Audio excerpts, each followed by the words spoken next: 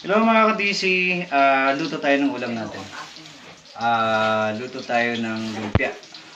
Lumpiang Shanghai. Target lock yan pagdating sa mga handaan. So, kasama ko si Oo, ito Lala. yung unang ano eh. Sa mga handaan, di ba? Handaan. Yung pagpasok pa lang, uy, may lumpia. Pak, dampot agad. Sarap. Target lock, mamaya ka sa akin. Kaya pag pagkukuha na ng pagkain, una agad sa lumpia. Kasi baka maubusan. Yung iba dyan, yung mga nakatago na sa bulsa. Bakit kaya ito yung unang Kasi madali siyang masarap. Oo, masarap. Saka lang kasi siya, parang finger food din. Ganun. Madali siyang kunin. Tapos pwedeng ilagay sa bulsa. Pwedeng iuwi, di ba? Oh. Yan yung ating ulam ngayong tanghalian, mga kadisi. Tapos, gumawa din po si Lalak ng daing. Ayan o. Ito po ay aming ibibilad mamaya kasi dadali namin sa Maynila.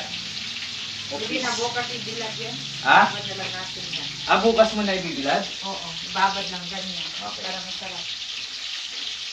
So, ibababad daw muna yon para talagang mag-soak yung timpla, no? Para mas lalong sumarap. Tapos bukas ibibilad. Ayun. So, sa ngayon, luto muna tayo ng lumpia.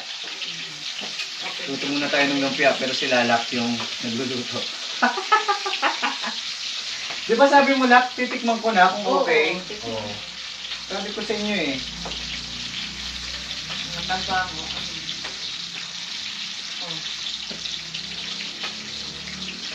Mataba. Kalat. Okay lang. Masarap. Malutong, saka tama lang. Ano na magandang sausawan dito, mga kadisi? Ketchup? Or toyo na may kalamansi? O suka? Suka. Suka.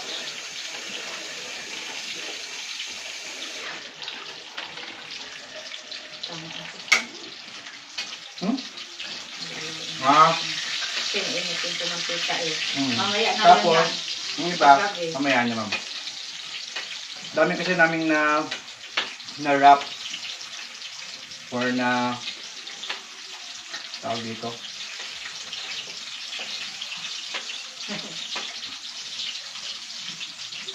No wrap.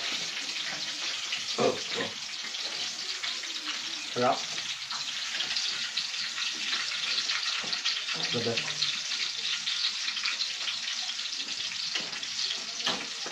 Anong ulam nyo, mga kabisi?